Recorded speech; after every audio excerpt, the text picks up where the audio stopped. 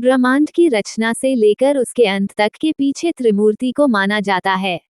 ब्रह्मा जी इसकी रचना करते हैं, विष्णु जी इसका संरक्षण करते हैं, शिव जी इसका अंत करते हैं।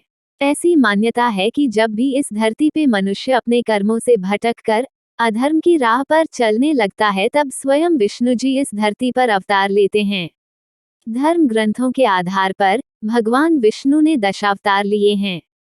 पहले 3 अवतार सतयुग में, 4 त्रेता युग में, 2 द्वापर युग में और अंतिम 2 इस युग में अवतरित होंगे।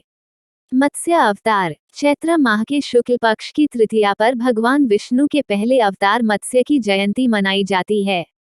ये भगवान विष्णु का सबसे पहला अवतार जो सतयुग में हुआ। पुराणों के अनुसार विष्णु जी ने सृष्टि को प्रलय से बचाने के लिए मत्स्य के रूप में पहला अवतार लिया था। सतयुग के अंत में राजा सत्यव्रत हुए थे। एक दिन राजा सत्यव्रत नदी में स्नान करके भगवान सूर्य को जलांजलि दे रहे थे। तभी उनकी अंजलि में एक छोटी सी मछली आ गई। उन्होंने सोचा कि इसे वापस जल में डाल दूं, लेकिन मछली ने राजा से कहा, आप मुझे जल में मत डालिए, वरना बड़ी मछलियां मुझे खा जाएंगी। तब राजा सत्यव्रत ने उस मछली को अपने राजमहल में रख लिया।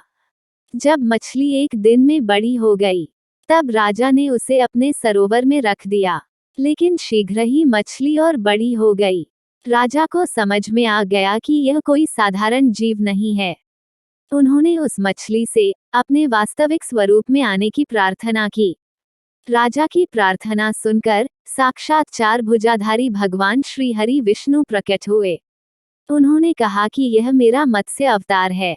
भगवान ने सत्यव्रत से कहा, सुनो सत्यव्रत, आज से 7 दिन बाद प्रलय होगी, संपूर्ण लोक जल में डूब जाएंगे। तब मेरी प्रेरणा से एक विशाल नौक तुम्हारे समीप आएगी।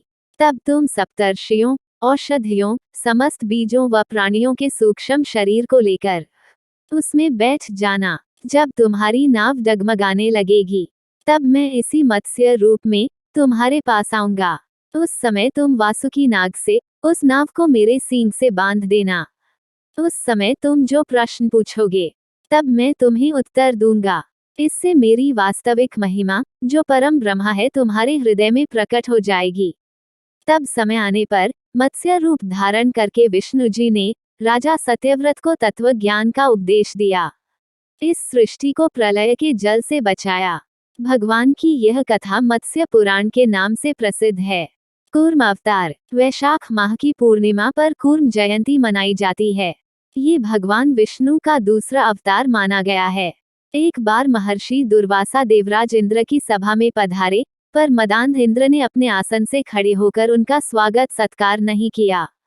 ये देख महर्षि दुर्वासा का क्रोध बढ़ गया और उन्होंने कुपित होकर इंद्र समेत सभी देवताओं को श्रीहीन होने का शाप दे दिया। महर्षि के शाप से शापित देवताओं के पास से श्री चली गई तथा उनका धन, धान्य, तेज, वैभव सब क्षीण हो गया। अपनी ये दुर्दशा देखकर सभी देव मिलकर विष्णु जी के पास गए। विष्णु जी अपने भक्तों की समस्या जानते थे। उन्होंने देवताओं को दैत्यों के सहयोग से सागर मंथन कर समुद्र से श्री लक्ष्मी को प्रकट करने के लिए कहा। ये सुनकर देवताओं ने दैत्यों से संपर्क कर उन्हें अमृत का लालच देकर सागर मंथन के लिए राजी किया। सागर मंथन की सभी तैयारियां पूर्ण होने के बाद जब मद्रांचल पर्वत को मथनी के रूप में सागर में स्थापित किया गया तो वह बार बार डूब जाता। ये देख देवताओं और दैत्यों को चिंता सताने लगी। तब देवताओं ने विष्णु जी से समस्या निवारण की प्रार्थना की। देवताओं की प्रार्थना से भगवान प्रसन्न हुए और एक विशालकाय कछुए का रूप धरकर मद्रांचल पर्वत को सागर मंथन हेतु अपनी पीठ पर धारण किया।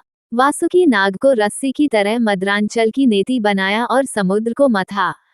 इस मंथन में 14 रत्न निकले, जिसके बाद सागर मंथन पूर्ण हुआ और देवताओं को उनकी क्षीण हुई शक्ति और श्री वापस प्राप्त हुई। अगली वीडियो में हम अन्य अवतार के बारे में जानेंगे। तब तक सुनते रहिए।